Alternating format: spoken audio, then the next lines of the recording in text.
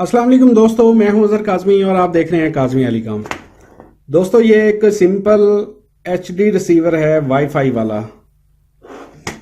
जिसे हम F1 F2 वाला कहते हैं। ये सिंपल रिसीवर है और इसमें फॉल्ट ये है कि ये ऑन पे रुका हुआ है। मैं आपको चेक करवाता हूँ।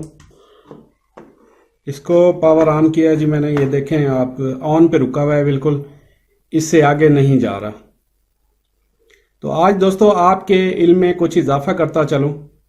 ये एक नई चीज़ सामने आई थी तो मैंने सोचा आपके साथ भी शेयर कर दूं।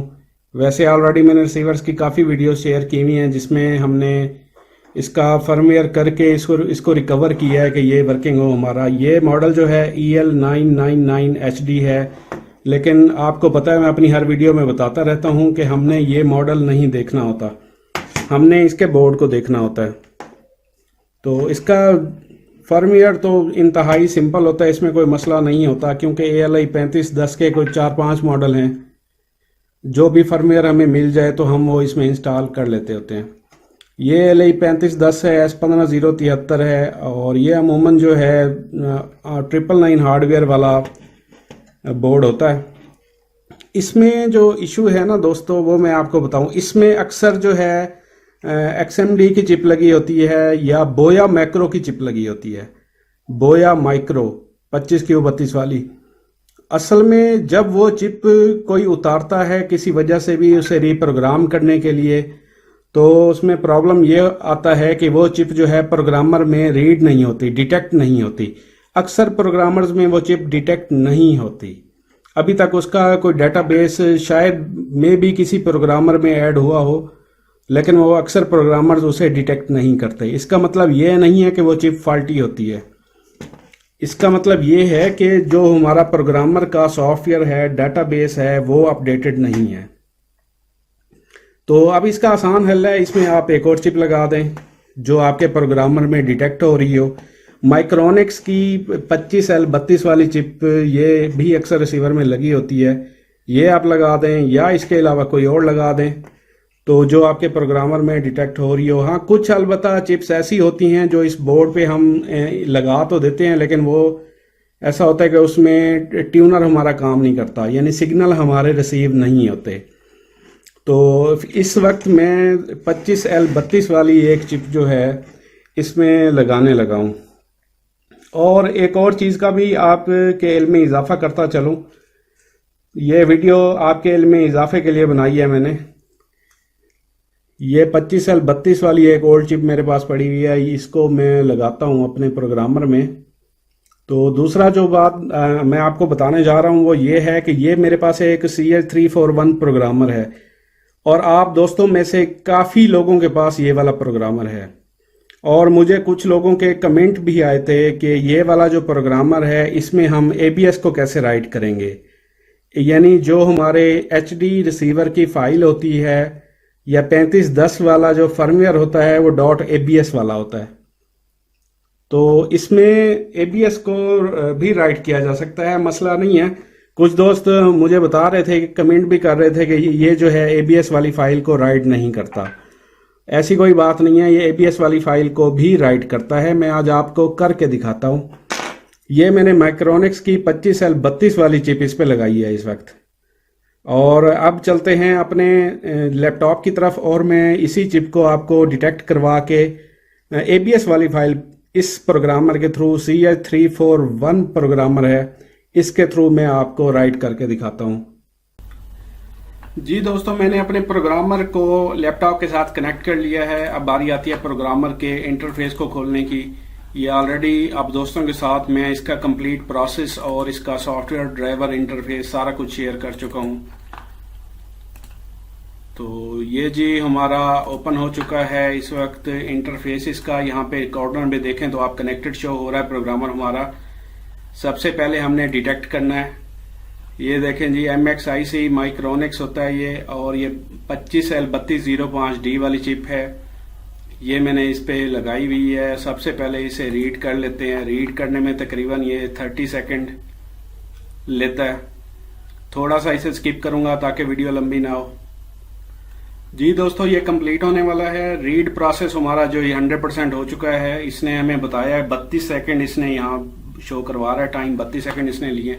इसके बाद हमने इसे इरेज कर देना है।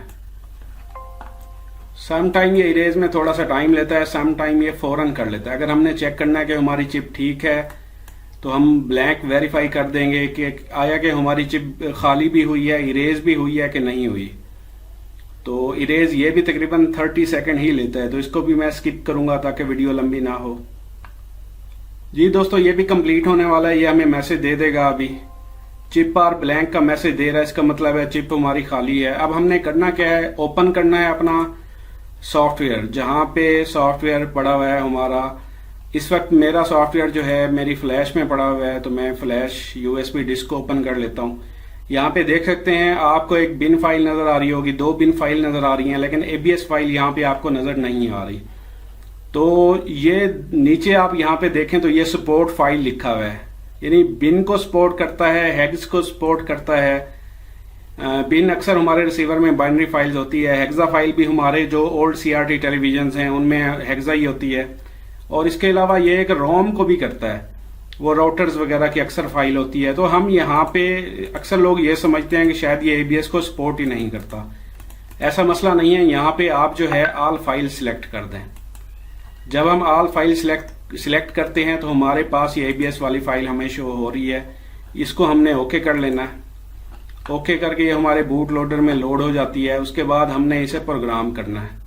ये प्रोग्राम की ऑप्शन है, इस पे आपने प्रोग्राम पे क्लिक कर देना है। तो ये प्रोग्राम जो है ये भी थोड़ा सा टाइम लेगा। इस दौरान जो है मैं वीडियो को थोड़ा सा पास करूंगा ताकि है अब वीडियो लंबी ना हो। जी दोस्तों, ये कंप्लीट होने वाला है। तकरीबन ये 100% पे पहुंचने वाला है। ये 100% पे पहुंच चुका है और इसने तकरीबन 52 सेकंड 53 सेकंड लिए हैं।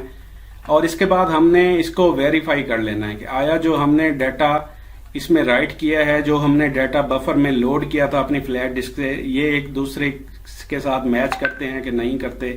ये भी तकरीबन एक रीड की कमांड ही होती है, ये भी 30 सेकंड ही लेता है। तो इस दौरान मैं आपको ये बताता चलूं कि अक्सर लोग जो है इस प्रोग्रामर को यूज कर रहे होते हैं। मुझे काफी सारे इस प्रोग्रामर के बारे में कमेंट्स भी रिसीव हुए थे। यहाँ पे मैन्युफैक्चरर जो है वो अदर आ रहा होता है, मैन्युफैक्चरर अदर आ रहा होता है, मेमोरी नेम भी नहीं आ रहा होता, लेकिन मैन्युफैक्चरर आईडी, मेमोरी टाइप, ये चीजें आ रही होती हैं। ये देख सकते हैं chip and buffer and same. इसका मतलब है हमारा ये जो डाटा है सही राइट हो चुका है। अब बात कंप्लीट करूंगा। ये नीचे वाली आईडीज आ रही होती हैं, इसका मतलब ये होता है कि ये जो मैन्युफैक्चरर है ये इसके डेटाबेस में, इस सॉफ्टवेयर के डेटाबेस में शामिल नहीं है, ऐड नहीं हुआ हुआ। लेकिन वो जो चिप है वो तो डिटेक्ट हो रही है। आप उसे रीड करेंगे या राइट करेंगे वो इजीली हो जाएगी, मसला नहीं है। तो ये जो हमारी वीडियो थी इसमें मैंने आपको बताया कि एबीएस फाइल को हम कैसे राइट करते हैं। अब इस चिप में मैंने एबीएस फाइल को राइट किया। अब ये हमारा काम खत्म हो चुका है। हम इसको एग्जिट कर देते हैं। अब चलते हैं अपने रिसीवर की तरफ। मैं ये चिप उस पर लगा लेता हूँ, फिर रिसीवर आपको दिखाता हूँ। जी दोस्तों, मैंने चिप को प्रोग्रामर से उतार के दोबारा इस पे जो है सोल्ड कर दिया है। पुरानी चिप को उतार के ये वाली चिप मैंने इस पे लगा दी है। अब बारी आती है इसको ऑन करने की। तो ये अमूमन जो है केस आते रहते हैं। ये देखें, ये ऑन हो चुका है। और अक्सर जो है ना बार बार काम करते वक्त ये आइडिया हो जाता है, एक्सपीरियंस हो जाता है कि कौन सी चिप कैसे काम करती है, कौन से रिसीवर पे क्या प्रॉब्लम्स आते हैं। तो आप दोस्तों को भी काफ़ी एक्सपीरियंस हो जाएगा अगर आप दोस्त ये काम करने वाले हैं। ये देखें, ये मुकम्मल बूट हो चुका है और चैनल पे जा चुका है और इसका बिल्कुल डिस्प्ले भी आ गया होगा। इसका बल्कि डिस्प्ले मैं आपको चेक करवा देता हूँ। इसको मैं अपने लैपटॉप से कनेक्ट कर लूँ। जी दोस्तों, इसको मैंने लैपटॉप पे कनेक्ट कर लिया है और रिसीवर मेरा इस वक्त ऑन है और ये आप देख सकते हैं लैपटॉप पे। तो ये जो है इस वक्त नो सिग्नल शो करवा रहा है क्योंकि अभी ये डिश से कनेक्टेड नहीं है। तो उसकी वजह यह है कि मेरी लैब में डिश वाली जो है वायर केबल वो यहाँ पे नहीं है। अच्छा जी, ये हमारा फाइनल हो चुका दोस्तों।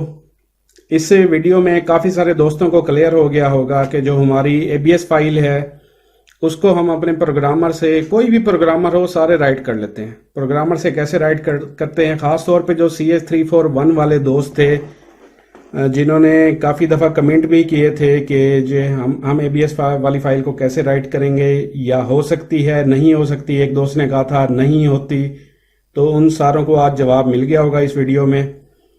तो आप दोस्तों से गुजारिश है कि वीडियो को कंप्लीट देखा करें, क्योंकि इसमें काफ़ी सारे बातें ऐसी होती हैं जो आपके मतलब की होती हैं। वीडियो को कंप्लीट देख के फिर भी अगर आपको कोई बात समझ ना आए तो फिर आप जो है कमेंट कर सकते हैं, इंशाल्लाह मैं आपको रिप्लाई करूंगा।